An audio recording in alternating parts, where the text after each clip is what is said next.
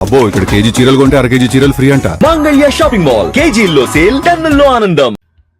Cockroach Janata party ఏదైతే చేస్తూ ఉందో ఉద్యమం పార్లమెంటు భవనం వద్ద, అది తుస్సుమన్నదని చెప్పడంలో ఎటువంటి అతిశయోక్తి లేదు.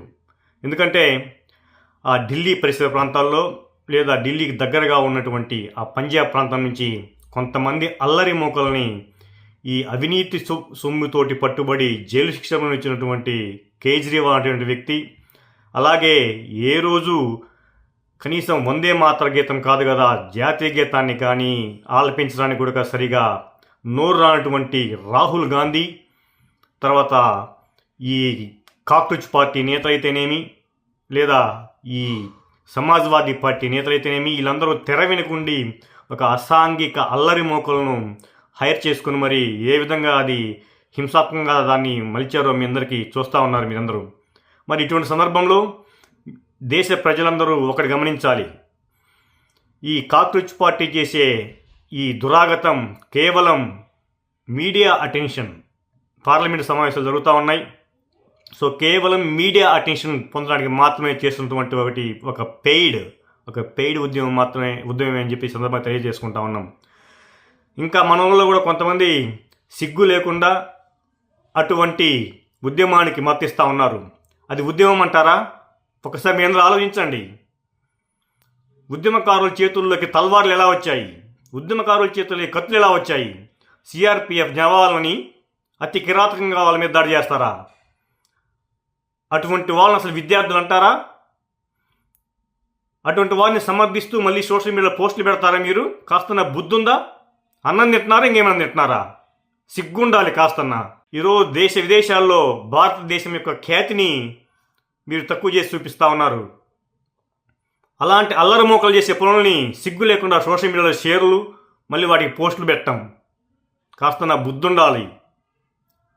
ఒక అరుంధతి రాయ్ అంట, ఒక ప్రకాష్ రాజ్ అంట, ఒక రాహుల్ గాంధీ అంట, ఒక సమాజ్వాదీ పార్టీ అఖిలేష్ యాదవ్ అంట. అబ్బా, ఏమన్నా దేశభక్తులు బయలుదేరారా?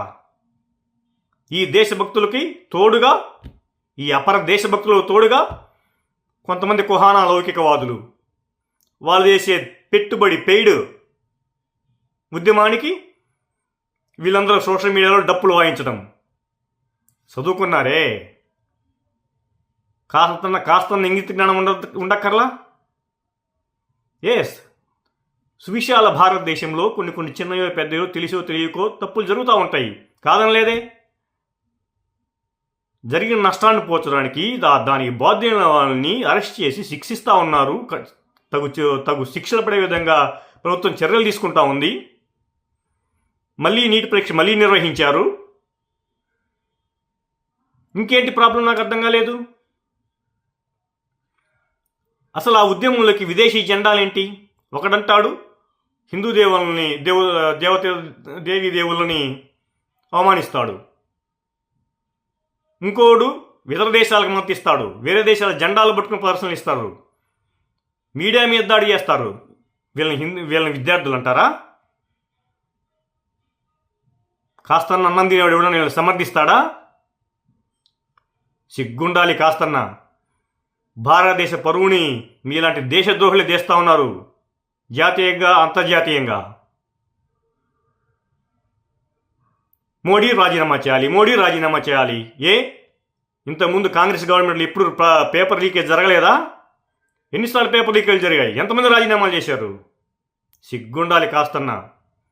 మీరు ఎన్ని కుట్రలు చేసినా అరవింద్ కేజ్రీవాల్ అనేటువంటి వ్యక్తి ఒక పెట్టుబడి పెట్టి అల్లరి మోకలను పోగేసి ఆ ఢిల్లీ పంజాబ్ పరిసర ప్రాంతాలను తీసుకొని వచ్చి ఒక పెయిడ్ ఉద్యమాన్ని నిర్వహిస్తూ ఉన్నాడు. ఎందుకంటే బీజేపీ మీద అక్కసు, ఎందుకంటే అతన్ని అవినీతి చేశాడని చెప్పేసి జైల్లో పెట్టినందుకు. తస్మాత్ దేశద్రోహుల్లారా, భారతదేశం మొత్తం మీ చర్యలను గమనిస్తూ ఉంది. ఈ పబ్లిసిటీ మీడియా స్టంట్ పార్లమెంట్ జరుగుతుంది కాబట్టి, మీడియా ఫోకస్ ఉంటుంది కాబట్టి మీ ఇష్టం వచ్చినట్టు రెచ్చిపోతూ ఉన్నారు. ఇది కేవలం తాత్కాలికం మాత్రమే. దేశ ప్రజలు విఘ్నులు ప్రతి ఒక్కటి గమనిస్తూ ఉన్నారు.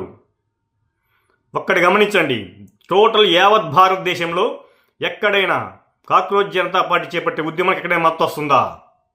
ఏ రాష్ట్రంలో అయినా కానీ వాళ్ళు చేపట్టి ఉద్యమాన్ని మద్దతుగా ఎక్కడైనా చేశారా? ఏమైనా నిరసనలు చేశారా ఎవరైనా స్టూడెంట్స్ వచ్చి? ఏదో ఈరోజు కొద్దిగా కొన్ని రాష్ట్రాల్లో ఆ పొలిటికల్ పార్టీలు వాళ్ళ మైలేజ్ కోసం కొద్ది నిరసన చేశారా తప్ప దేశవ్యాప్తంగా ఎక్కడైనా సరే స్టూడెంట్లు ఎవరైనా కానీ లేకపోతే వివిధ మేధావ వర్గాలు కానీ విద్యార్థి సంఘాలు కానీ ఎక్కడైనా కానీ దాని మీద రియాక్ట్ అయ్యారా? వివిధ రాష్ట్రాల్లో కేవలం ఢిల్లీ, జంతర్ మంతర్ అండ్ ఆ బోర్డర్ పంజాబ్ ఈ ఏరియాలో తప్పితే ఎందుకు అక్కడ మాత్రమే జరిగింది? ఎందుకు? Because you people need attention from media. ఏదో జరిగిపోతున్న భూతకల్పన ప్రజలకి తెలియజేయాలి, చూపించాలి. కాబట్టి తాత్కాలికమే. దేశద్రోహులారా ఖబర్దార్. మీరు ఎన్ని పిచ్చి వేషాలు వేసినా బీజేపీ పార్టీ వనకదు తొనకదు.